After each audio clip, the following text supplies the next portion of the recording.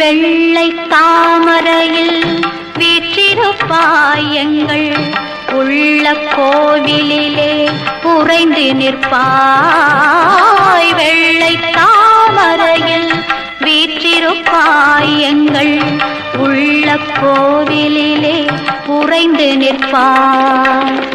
கள்ளமில்லாமல் தொழும் அன்பருக்கே என்றோ அள்ளி அறிவை தரும் அன்னையும் நீ.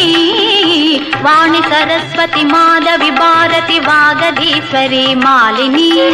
காணும் பொருளில் தோன்றும் கலைமணி வேண்டும் வரம் தரும் வேணி.